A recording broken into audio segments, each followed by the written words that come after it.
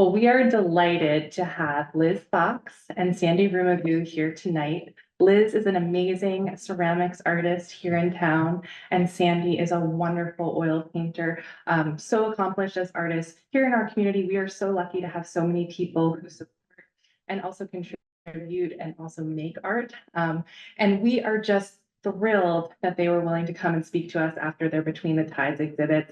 And we can't wait to hear more about how estuaries and tidal wetlands have influenced them and inspired their work. So without further ado, Sandy, will you join us?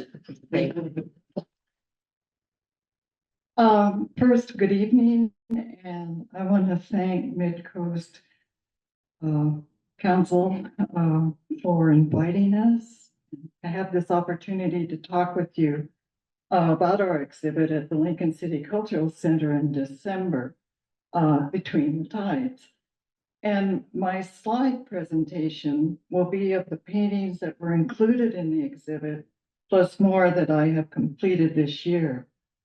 I brought a painting from the exhibit, which is right there, that is the standard size I use for most of my paintings. This painting is of estuaries around where the Yaquina Nature Preserve is located on Yaquina Bay. And I really was happy with this painting because I think it captures the essence of the place. Krista Eddy, the director of the Lincoln City Cultural Center and the artistic director, asked me if I would be interested in exhibiting my paintings with a three-dimensional artist and potter, Liz Fox. I did not know Liz personally, but had purchased pieces of her very inventive pottery. From Krista's invitation, Liz and I met for coffee many times and to discuss how we would frame our exhibit, which then became the title of the show. My focus during my 50 years, I can't believe it's been that long, as a professional artist has been on social themes and environmental themes and using my medium of choice, which is oil paints. The environmental theme is where my heart is. And the tidal flats, estuaries, clear cutting, tires in the landscape include to be themes I come back to again and again. My art is a way of being able to live the environmental destruction of our planet. Noticing what is happening and painting that reaction is the way I help myself to cope and to put it out there for others to make of it as they wish. On August 13th, I will begin a month-long artist residency at the Gladys Valley HMSC building. I am thrilled to be able to experience this residency and invite you to visit me. My studio will be in the dedicated studio in honor of Marianne Bosa on the second floor.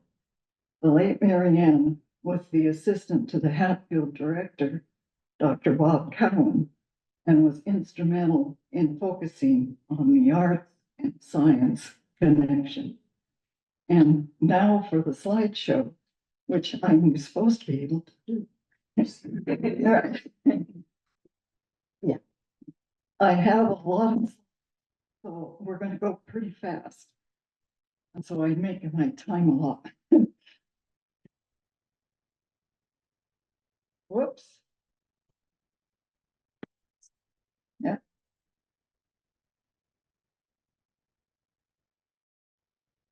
Okay. Is that right? Yeah. I think we have this for you. Okay. You don't need to talk to. All right. This is the, I lied. This one's about 40 by 40. And it is painting as you look and you're coming into Taft, going north, and the wetlands there as you see them coming through. This is a painting that I've done on the Yaquina as you're going between Newport and Toledo. And this was, I guess, at sunset, and when these beautiful, beautiful sunsets were taking place. And sunsets for a painter become really hard to do without them becoming saccharine and sweet, sweet, too sweet. And so I felt pretty good about this when I was. This again is along on the Aquina. These are at low tides. I would go at low tide, high tide, you name it, tide, and would travel along. And I was one of the little ladies in the Subaru that went too slow. I can't tell you how many gestures I received. Anyway, I got so that I noticed that the pilings that were in the bay that weren't the railroad trusses, you see.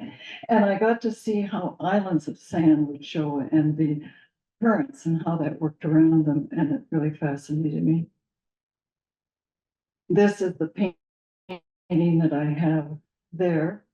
And I was really thrilled with this because I am a firm believer that when you paint something, you better have some idea what it is you're painting. And by that, I mean living there, being in the, where you go out and are wading in it, you get stuck in the mud in it. There's all parts of that that I think is really important to me to have it come through the painting.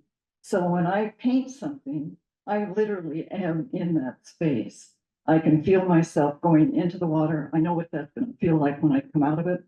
And I have pretty much a good idea of what kind of flotsam and jetsam will be on each. Oops. Oh, here's the one you should. This is coming around the bend going towards Newport. And this is the old train trestle.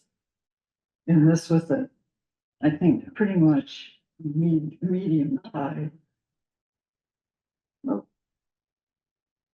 Oh, this is one that shows, again, we're in the Silet's tidal plat. And this shows, again, the channels that are made. And so much of the land of the wetlands is visible. This is one that almost looks too pretty, but it really does look that way. It almost looks like a golf course. But again, it's on the right or not the riverside, the north side of 20 of the old highway. And it just seemed like it was a beautiful day. Things were bright-eyed, and so that was the painting that escaped from the hands. This is one I put in that shows how I begin a painting. I will take, and my sketching is what you see in the black felt tip pen. I don't put much more information than that down. I want just the basic shapes or how I'm going to compose that space on the canvas. And then I will begin layering colors. And when I'm through, the black marks don't show. Oh, and this is one that I did right after some really horrible rains took off and where it had been logged over. And the erosion was just immense. I mean, it was just the water, the land, those big logs were going. And so I felt so but I'm kind of upset about it that I had to go back. Whoops, I got carried away. There we go. Oh, whoop, darn it. This is one I really like. It's a smaller painting. It's 24 by 24. And this was about in September. And I noticed how the channels, again, at low tide, how you see the banks of them on those islands that go out. And so that really intrigued me. I liked how it turned out. It doesn't seem like you could place where that was. You know, we didn't know where it was.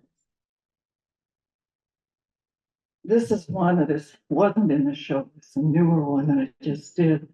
And it is as you come out of Toledo going towards Newport, and you look down over the Yaquina, you can see this view.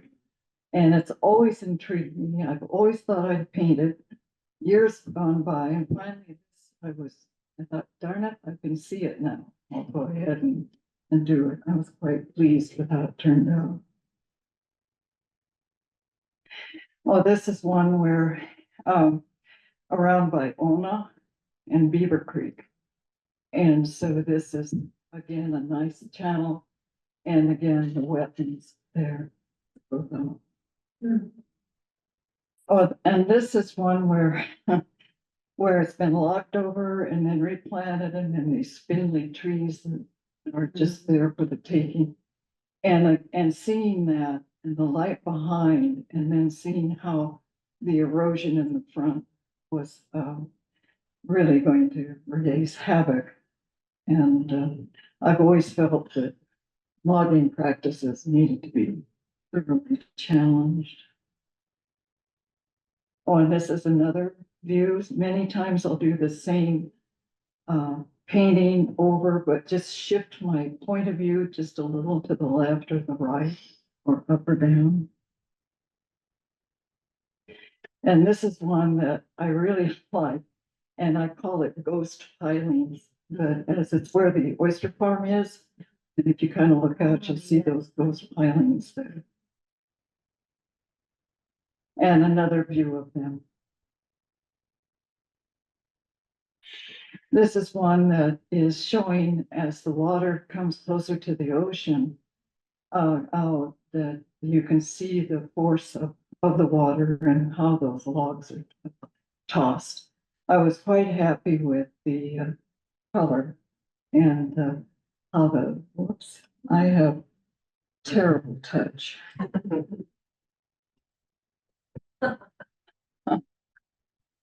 Oh, no.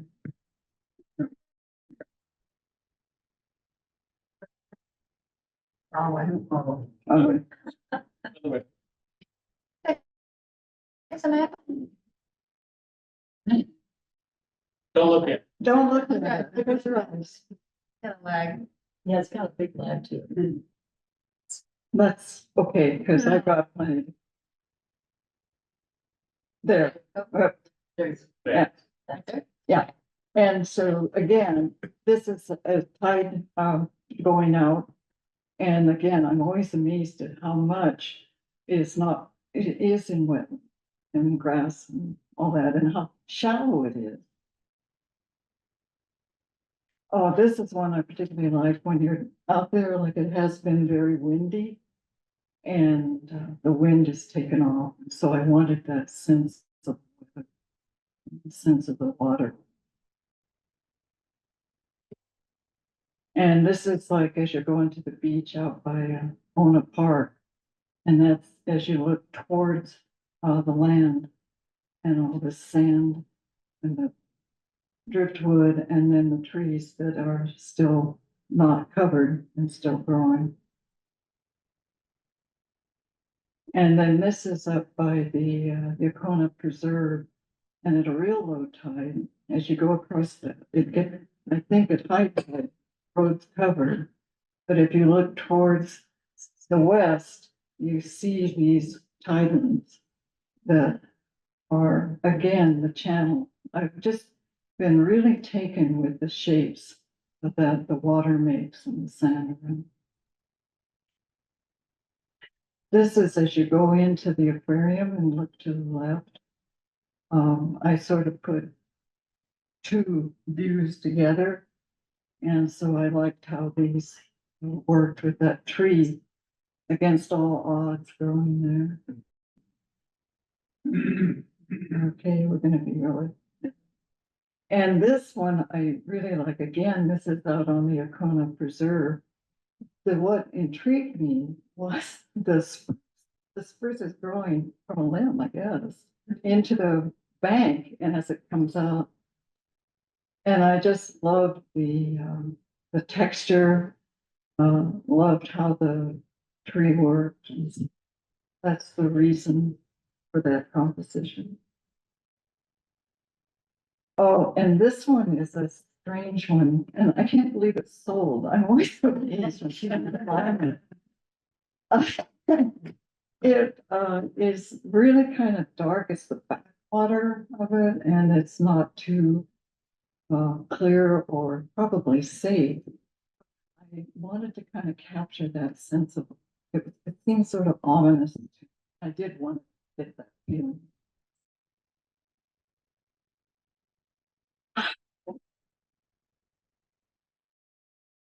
Boy, this is touchy. You didn't know you were gonna have to come up. It's interactive. Yeah. There we go. That was the last one. It was? Yep. Well, thank you.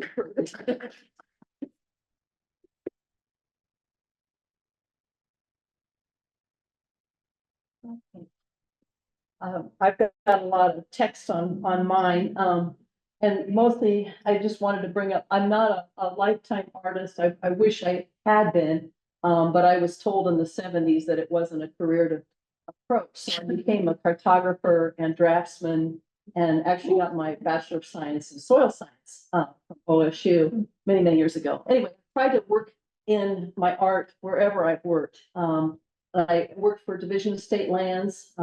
This is one of the very first management plans on South Slough, and was fortunate I could do some of the mapping, which was very intriguing to me. I really enjoyed that. And then some of the other mitigation plans that they came up with. And then I moved up to work for the Columbia River Estuary Data Development Program and helped to do the Atlas of the Columbia River. There's some other sketches over there. I did some biological illustrations. I think those were for Chris Langdon Oyster Project many years ago. So I've kind of just been playing around with doing more technical illustrations. And all the time I've wanted to get back into clay. Clay has been my first love. Have always had studios wherever I've lived. This is some of the earlier things that I did. And I don't know if Megan's in the audience. Yeah. Oh, she left. Okay. Megan now owns this, Megan. And anyway, this is turns, if you could see it all around this, it's got like 30 different species of nudibranchs on it.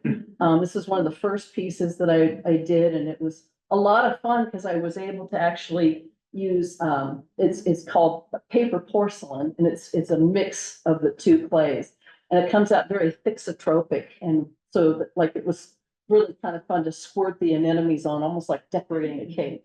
So that was a playful piece. The book that's underneath it is actually made out of clay too.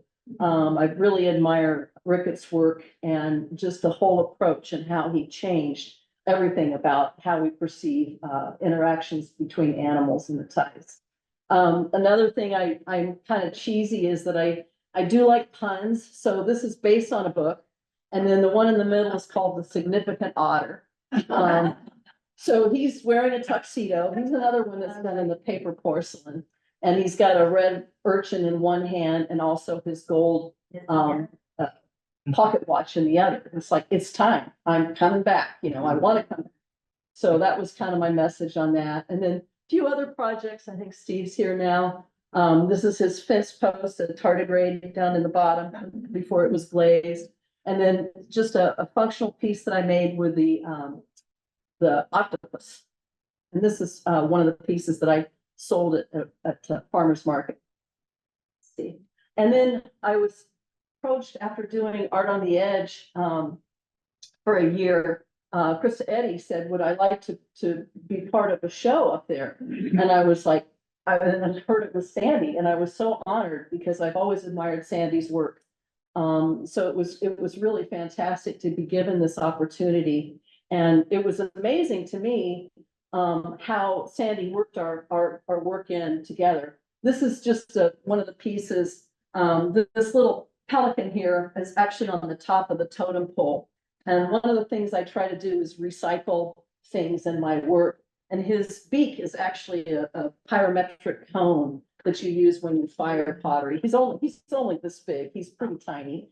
But anyway, and that was a lot of fun to make. And then I did some porcelain carving of the seaweed vases too.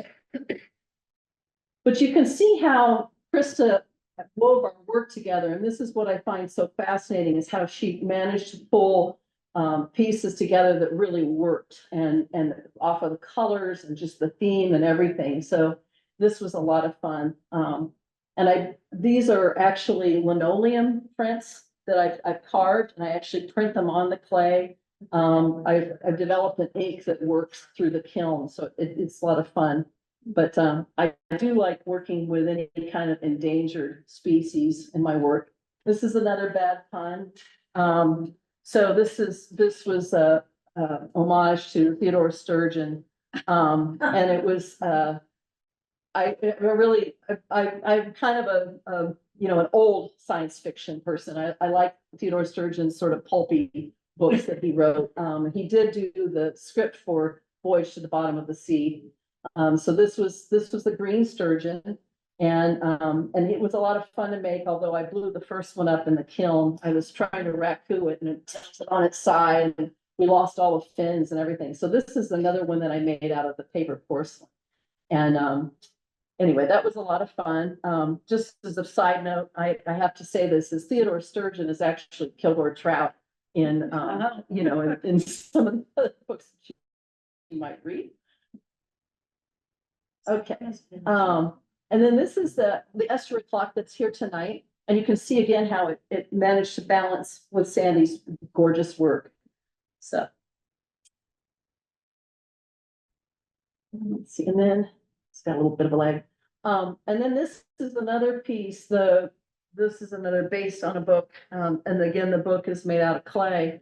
Marina Ritchie wrote this wonderful book called Halcyon Journey. And I've always loved kingfishers. They're kind of my bird. And so these kingfishers, their beaks are again the pyrometric cones. So I made the babies on the branch. And then Don Harrison and Ram Papish bought the book and gave it to the book's author. So that was it was a real thrill for me to actually meet her. And I really enjoyed that. And here's some urns. I believe these are on wood. I think there's an alder on the bottom of one of them that we mounted, but these are all raku pieces. And again, it's snowy plover and the sea otter there. I'm not trying to say that they're urns for them, but it's kind of the focuses on a little bit of endangered species there. And then this is one I was particularly proud of. And I'm very lucky to have a handy husband here who does beautiful copper work. He's got quite a background in doing jewelry and so forth too. I'm wearing his earrings tonight. But anyway, he made the copper face, and it actually does tell time and tide. It runs on a little bit different. There's a different mechanism for each clock inside it. But anyhow, that was a lot of fun, and that was done out of stoneware. It's about the same size as the clock that's over there, actually. And then here, this is another bad pun. These are the climate relief pictures. And that's I did one on beavers, and then the sunflower sea star, and then the sea otters. And these were all out of porcelaneous stoneware. And then this is coming up across the street in, I think it's the end of September 28th, the day after your meeting. They're going to be having a benefit auction at the yacht club. So these two will be there. That's my most recent work. I had shoulder replacement surgery this year, so I have not been doing much pottery at all. Trying to really listen to what my physical therapist says and be easy on it. But it's been a lot of fun, and it's been great fun being with Sandy and getting to know her and work on the art. Thank you very much.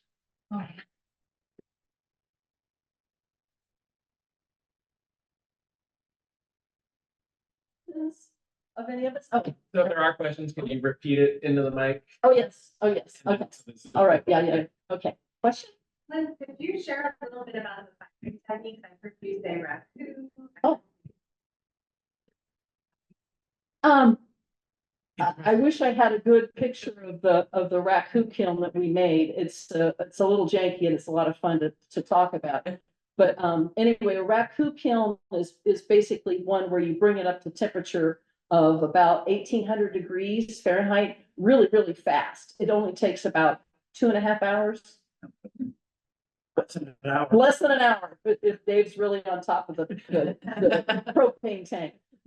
Anyway, so it's really, really fast. And then we take it out when it's red hot and, with giant tongs and lots of gloves and everything, and we put it down in a can. And one of the things that distinguishes the raccoon that, at least that I was doing, is that we put it down in the can and cover it with straw. And what happens is that the carbon, in the straw will leave a black contrast on the, and I wish I could get back to that one to show you. I don't know how. Let's see. Go back. The wrong way. This one, okay. So you can see how the lines will come out black on this, and that's one of the really cool things. The other thing that doesn't really show in this very well is that the glazes, raccoon glazes, are by far and large very metallic. They're not food safe. I mean, they would leach all kinds of nasty chemicals in if you tried to drink out of them. But they are gorgeous. They have lots of coppers and iron kind of things that show up, chromium, lots of heavy metals, I'm sure. But I'm trying not to breathe it in. But our raccoon kiln, I have to say, is really kind of fun because when I was trying to do that giant sturgeon, and I had my first goal was to do that in that kiln. And I'm like, oh, raccoon kilns, most of them that are on the market are really small. And I knew I needed one that was like 24 inches or more. So we looked around and I saw this old dog kennel that we had. So we decided to line the dog kennel, it's a wire cage. We lined it with ceramic blanket, and which was quite the process. So what we have is this giant dog kennel, and it's on 2 pulleys. And so when we're trying to pull it up when it's 1800 degrees, we're both yanking on the pulleys and going in like that. So it's kind of a fun process, but it's definitely not your studio raccoon typical. But as far as the porcelain, all of my other clay gets fired at what we call cone 5 or cone 6 in that area. And it's I do 2 firings, and there's a bisque fire that's very, very low, and then I come back after do a glaze firing later on. But yeah, the porcelain has a little bit different texture to it. So I use a lot of that. So anyway, yeah. Okay. Any other questions?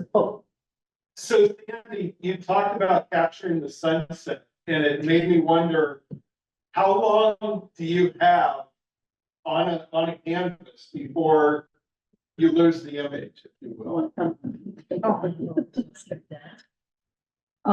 The question for people online, how long is it before image if I'm using, a scene like the fading light of a sunset?